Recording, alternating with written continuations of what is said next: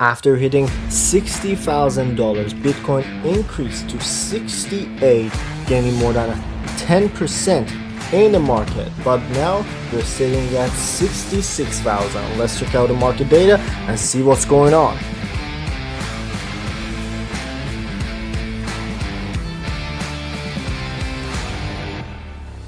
Hi, my name is Roham Rad and I'm your host at The Crypto Forecast. Here we merge technical, on-chain and macroeconomic data with the news in the market to give you the most accurate analysis and predictions about the crypto market. So, as you can see, we were going down for a couple of days starting from 14th of March after hitting a new ATH at $73,000. So we got down little by little, but the main candle and the main down candle was this one at March 19th, which we will see why it happened. But after reaching $61,000, we bounced back and tried 68,000 again, and unfortunately we got rejected. And that's why I explained in the last video that I think the crypto downtrend has already started. But meanwhile, I guess we have some volatility and fluctuations in the market. Right now we are $66,000, and let's take a look at the data that we have. First of all, the fear and greed index. As you can see, the fear and greed finally came out of extreme fear, which the last day was yesterday with 78. Right now we are sitting at 75 in the greed part of spectrum. And I think this will go down as well as the price in the near future. Let's check out a couple of news and see what's going on in the market. First of all, we got the Bitcoin ETF. So one of the reasons that Bitcoin started to see lower prices was after this huge inflow at 12th of March. As you can see, we are seeing lower and lower inflows until 15th of March, and then we are seeing huge outflows, especially from GBTC. And the thing is that the inflows from IBT, IBIT or FBTC couldn't help the price to go up at this point. And last day we have 94 million getting out of the market.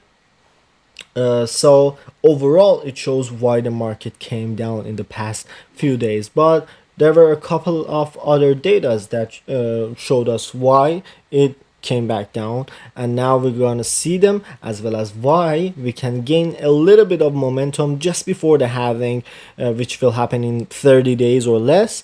And we're going to see what probably will happen right now till our next market recap on next Tuesday. So first of all, let's talk about some of the data outside of Bitcoin. First of all, as I talked about this, the RWA section gained 845 million in US treasuries right now, and a lot of companies are working in this sector, and I have a really nice video on it about the crypto trends. Especially I have talked about Undo Finance, which is doing a really great work at this sector, and they are offering 5.37 or 5.10% average yield on US short-term treasury bills,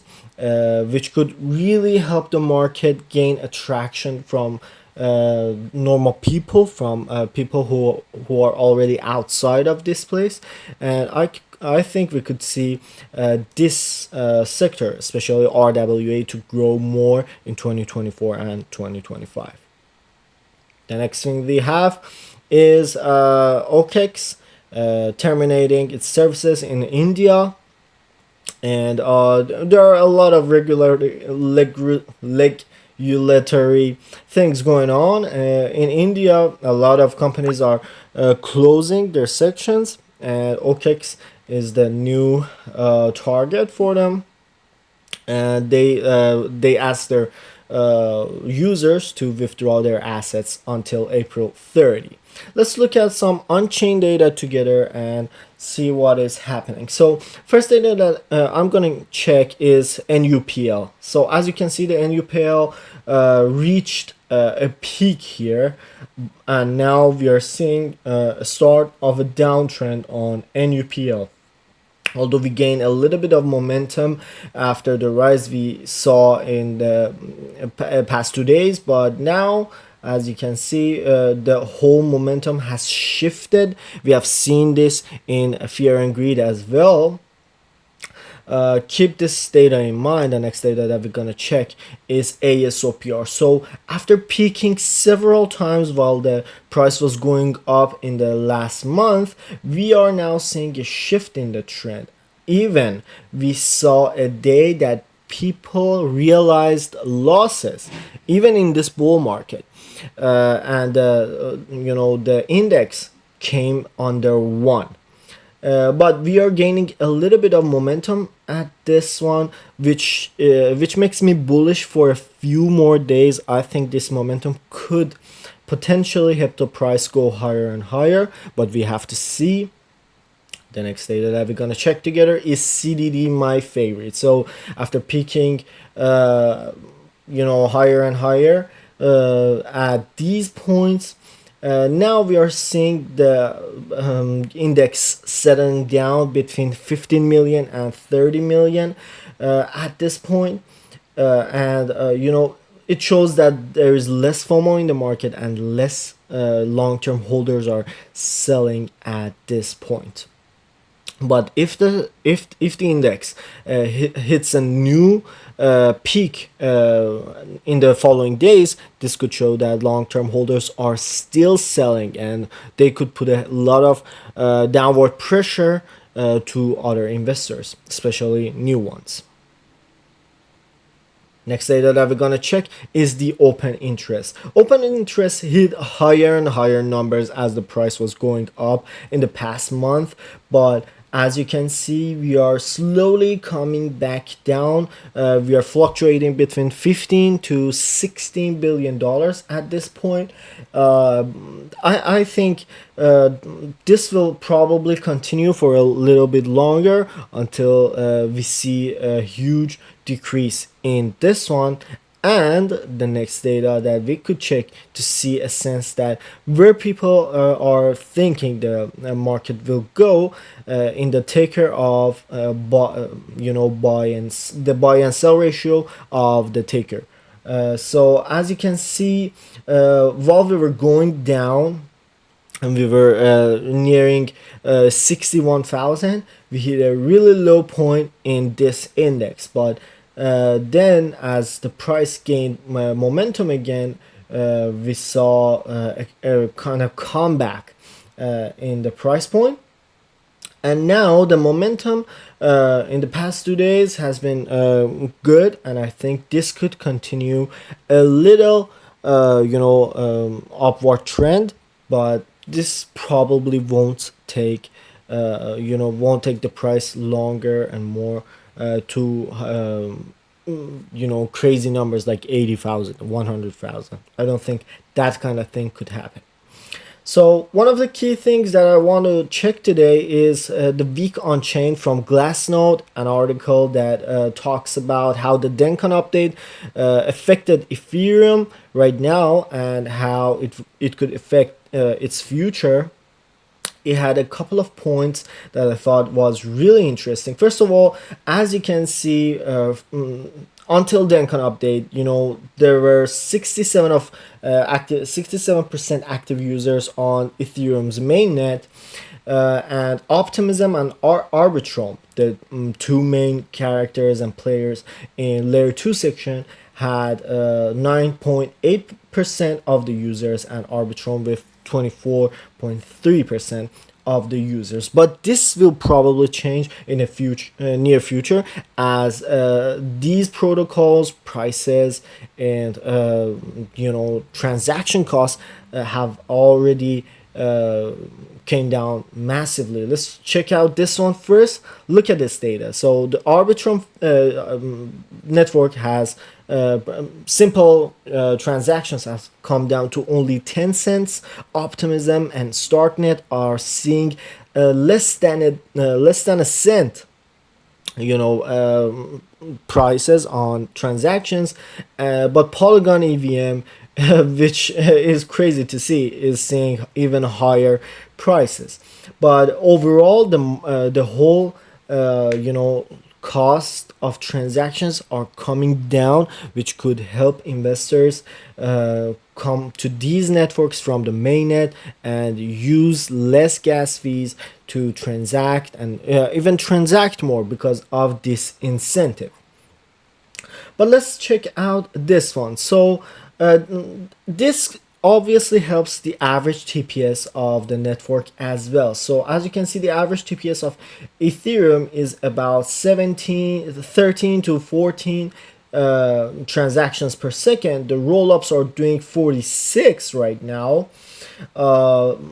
But the scaling solutions are doing a lot better, especially after the Dencon update. As you can see, we hit a real peak right here, 105 TPS, which is really good at this point. But still, comparing to other blockchains like Solana, that uses another kind of infrastructure to in consensus layer and in validating transactions, these numbers are really low.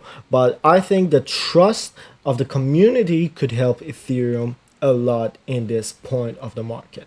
So next thing that we could talk about here is the transaction cost comparison, which before the Dencon update, this was the average transactions on Ethereum network, $2 to $7. Arbitrum was 9 cents to 2.50, and Optimism was 80 cents to $1.5.